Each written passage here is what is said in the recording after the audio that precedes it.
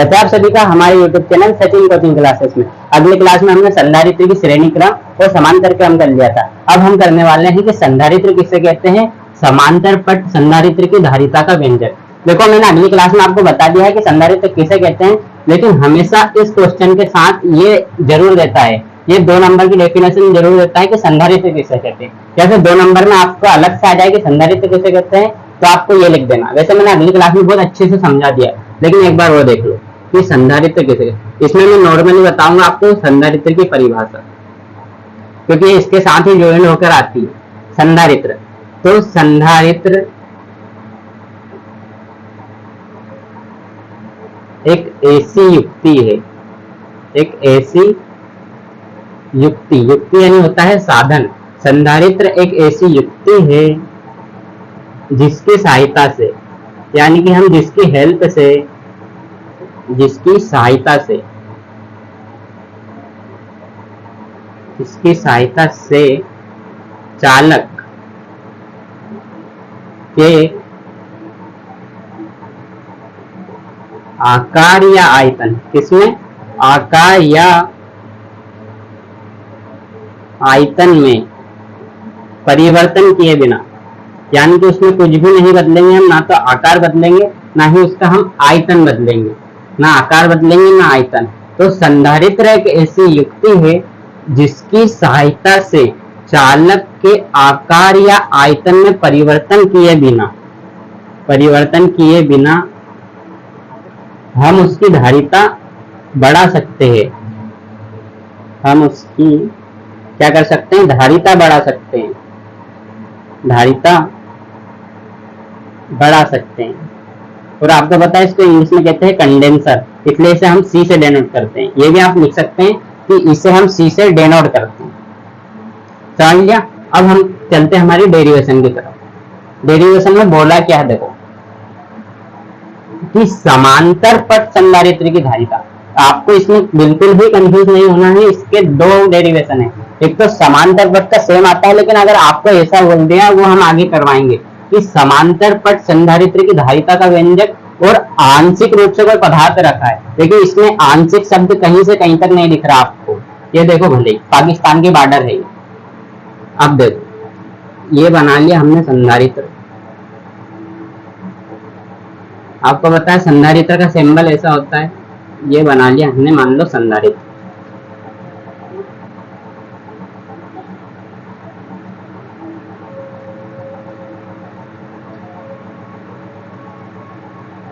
ये हमारे, ये ऊपर से ये समांतर पट वाला है, ये बना लिया हमने संधारित्र। और ये इनके बीच में कोई सा पदार्थ मान लो के रखा, कोई सा भी पदार्थ ले सकते हैं। मान लो आपने लकड़ी रखा है, कागज रखा है, जो भी रखा है, इसके बीच में वो हमने मान लिया के रखा है। यहाँ से पहली प्लेट है, पहली प्लेट का संबंध हम बिंदु ए से कर देंगे और दूसरी प्लेट का संबंध हम बिंदु बी से कर देंगे। ये हमारी पहली प्लेट ए है और ये हमारी दूसरी प्लेट बी है। इसमें थोड़ा अच्छा लगे इसलिए ऐसे डिजाइन कर दो, जैसे आप रंगोली बांधते हो ना दिवाली के दिन, ऐसे कर दी। समझा भाई, मत बना देना इसमें चील कापरे मान दो। नॉर्मली डिजाइन करना हो तो नहीं तो कोई बात नहीं। इसका तीर का निशान इधर, इस तीर का निशान इधर। इसके बाद इसको कर देना आपको पृथ्वी किरत। देखे मैंने तुम्हारे बताओ तो अर्थ इन के है गांव की भाषा में, ये कर दिया हमने अर्थ इन। अब देखो ये प्लेट ए है, ये प्लस क्यू, ये भी प्लस। हमने जब प्लेट ए को प्लस क्यू आवेश दिया तो यहाँ पर भी प्लस, यहाँ पर भी प्लस, मतलब ये जो पूरी प्लेट है ये आवेशित हो गई प्लस क्यू आवेश से। अब मैंने बताया था आपको कि जिसके समीपवर्ती तल पर माइनस आवेश रहता है और इसके दूरवर्ती तल पर प्लस आवेश। देखो अब इतना तो आपको चित्र बना लेना है। इसके बाद आपको इसमें थ्योरी क्या लिखनी है, तो थ्योरी इसमें देखकर ही लिखनी है। और इसके बीच की इन दोनों प्लेटों के जो बीच की दूरी है, अब दूरी को हम डेनोट किससे करते हैं, डी से, तो इसको लिख दिया हमने डी। ठीक है, आप थ्योरी क्या लिखना, देखो थ्योरी के ही 2 नंबर देता है आपको एग्जामिनर। देखो कि माना ए व बी, देखो इसमें देखकर ही लिखना आपको, माना ए व बी 2 समांतर प्लेट समांतर प्लेट संधारित्र की दो प्लेटें हैं। क्या है? दो प्लेटें हैं। खाना खाने वाली प्लेट नहीं है, थोड़ी अलग प्लेट। माना ए और बी दो समांतर प्लेट संधारित्र की प्लेटें हैं जिनके बीच की दूरी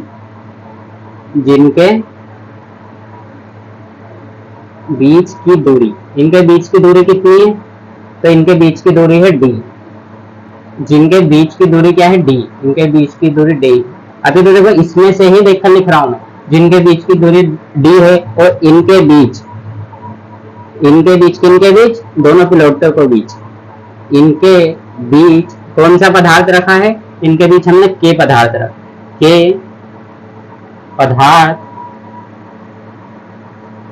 रखा है। ठीक है। जिसके बाद अब देखो, अब हमने बिंदु ए को कौन सा आवेश दिया?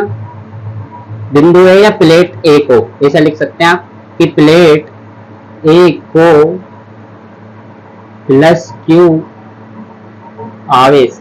ये आपने तीनों में ही देखा होगा, कॉमन ही, ये तो आपको लिखना ही है क्योंकि संधारित्र का सिद्धांत है कि प्लेट ए को प्लस क्यू आवेश देने पर, आपको संधारित्र का सिद्धांत भी बताऊंगा मैं अगली क्लास में। प्लेट ए को प्लस क्यू आवेश देने पर क्या है? प्लेट बी के कौन से? ये जो प्लेट बी है इसके समीपवर्ती, देखो ऑफिशियली ये बात ये इसके समीप है, तो इसके समीपवर्ती तल पर, प्लेट बी के समीपवर्ती तल पर कौन सा आवेश है? ये देखो कौन सा आवेश है? माइनस क्यू आवेश तथा दूरवर्ती तल पर कौन से तल पर? दूरवर्ती मतलब ये बाहर वाला, दूरवर्ती तल पर कौन सा आवेश? प्लस क्यू आवेश। क्या हो जाता है? उत्पन्न हो जाता है किसकी? प्रेरण की क्रिया द्वारा। प्लस क्यू आवेश प्रेरण, आपको बताया था प्रेरण की क्रिया क्या होती है अगली क्लास में। प्रेरण की क्रिया इतना मिटाना पड़ेगा। प्रेरण की क्रिया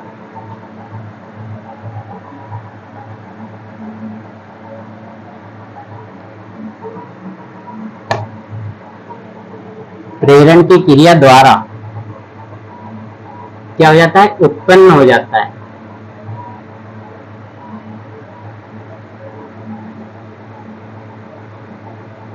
इतना लिखने के बाद देखो, हमने जो प्लेट बी का संबंध किससे? पृथ्वी से कर दिया। प्लेट बी का संबंध हमने किससे कर दिया? पृथ्वी से।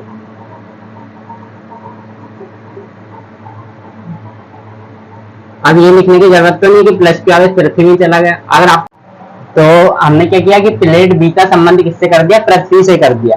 तो प्लेट बी का संबंध हमने अगर पृथ्वी से कर दिया तो हमारा जो प्लस क्यू आवेश है वो कहां चला गया? पृथ्वी में चला गया। अब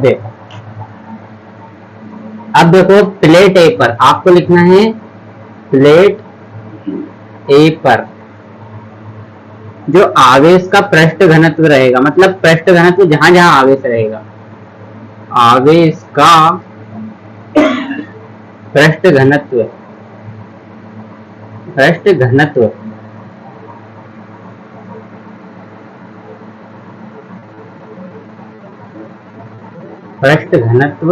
क्या रहेगा? Plus sigma.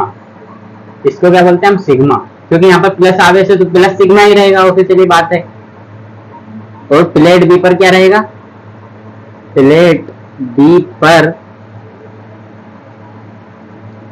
आवेश का पृष्ठ घनत्व क्या रहेगा? Minus sigma.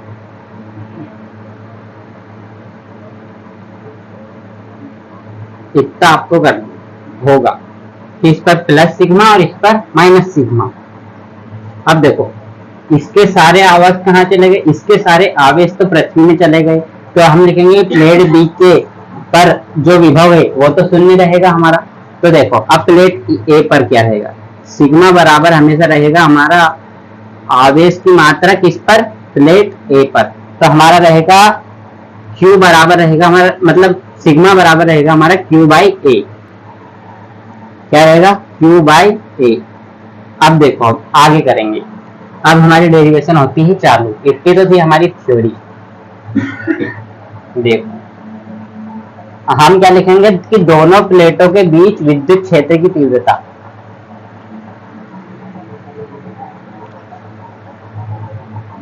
दोनों प्लेटों के बीच, दोनों प्लेटों के बीच क्या निकालेंगे हम, विद्युत क्षेत्र की तीव्रता।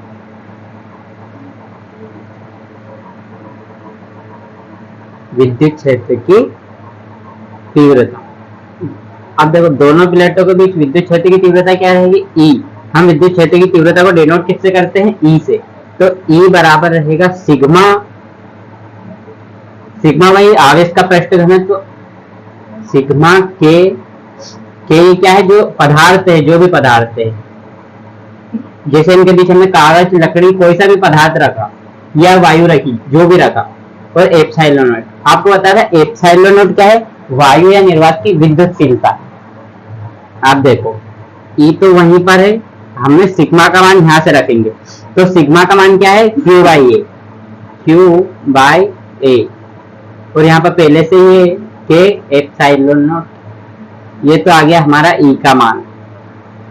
जहां पर आप लिख सकते हैं कि जहां के है आपका, कि आपका पदार्थ है कोई सा, पहले लिख दो जहां एप्सिलॉन नॉट वायु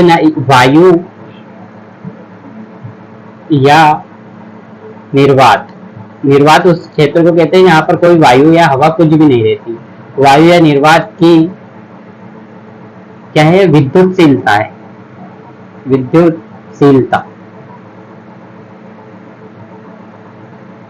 जहां पर ए क्या है हमारा, तो ए हमारा है, और जो Q है ए है हमारा पृष्ठ, और जो Q है वो है हमारा आवेश।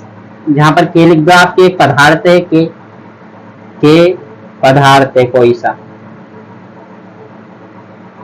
ठीक है। इतना लिखने के बाद देखो, इतना करने के बाद हम क्या करेंगे,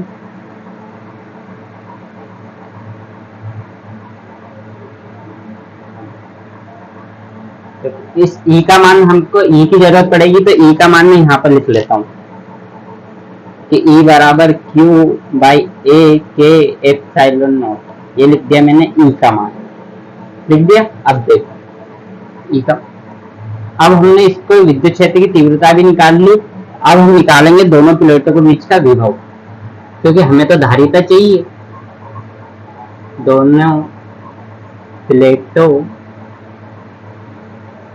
के बीच का विभव क्या निकालेंगे हम, विभव। अब विभव बराबर होता है आपका, मैं बताता हूं विभव का सूत्र क्या होता है। विभव बराबर होता है आपका तीव्रता इंटू दूरी, तीव्रता इंटू दूरी। देखो विभव को हम डिनोट करते हैं V से, तीव्रता को डिनोट करते हैं E से, और दूरी आपकी कुछ भी हो सकती है। जैसे हमारे दोनों प्लेटों के बीच की दूरी क्या है, D, तो हम यहाँ पर लिख देंगे D। बोलो लिख दे, ठीक है।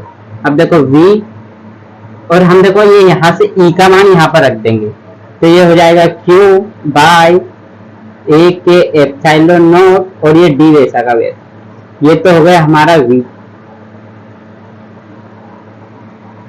अब क्या लिखेंगे, देखो ये हमारा E का मान हो गया, V का मान हो गया। अब E के मान की जरूरत नहीं है, तो हम इसको मिटा देंगे। अब हमें जरूरत पड़ेगी V के मान की, तो V का मान हम यहाँ लिख लेंगे कि V बराबर हो गया हमारा Q बाई ए के एप्सिलॉन नॉट, और ये लिख दिया हमने D, दोनों लिख दिया, ठीक है। अब देख हमने विभव निकाल लिया। अब देखो हम क्या करेंगे, अब हमें चाहिए धारिता। क्या चाहिए, धारिता। तो धारिता कैसे निकलेगी, देखो अब हम क्या निकालने जा रहे हैं, परिणामी धारिता, परिणामी धारिता। अब धारिता को मैंने उस दिन बताया था आपको, धारिता का सूत्र क्या होता है कि C बराबर आवेश बटे विभव। आ रहा तो इसको देखकर कुछ याद देखो, तो ये निकालेंगे हम धारिता, ये हमारा आवेश तो ऊपर, और V की जगह हम V का मान रख देंगे। क्या रखेंगे, Q बाई ए के एप्सिलॉन नॉट, और ये इसके पास आ गया D। अब आपको पता होगा, आपने 10वीं क्लास में पढ़ा होगा कि जब भी बटे के बटे होता है तो वो पलट जाता है, तो इसको हम पलट देंगे। ये हो जाएगा क्यू बाई क्यू डी। चलो इसको पलट के लिख देंगे कि क्यू मल्टीप्लाई में हो जाएगा या ए के एप्सिलॉन नॉट, यानी कि इसके बटे वाला तो ऊपर चला जाएगा और ये नीचे ही रहेगा। ये हो जाएगा क्यू और ये डी। ये क्यू से क्यू कैंसिल, तो हमारा सी बराबर हो जाएगा ए के एप्सिलॉन नॉट और ये डी, और ये हो गया आपका फेरेट, क्योंकि धारिता का मतलब क्या होता है फेरेट। लेकिन इसके बाद आपको एक और स्टेप करनी है थोड़ी सी, वो क्या करनी है देखो। इसके बाद आपको लिखना है कि वायु या निर्वात में, वायु या निर्वात में के बराबर क्या हो जाएगा आपका एक। वायु या निर्वात में आपका के का मान हमेशा एक रहेगा, तो हम लिखेंगे सी ए, के की जगह तो एक हो जाएगा, एप्सिलॉन नॉट, और बाई में क्या हो जाएगा आपका डी।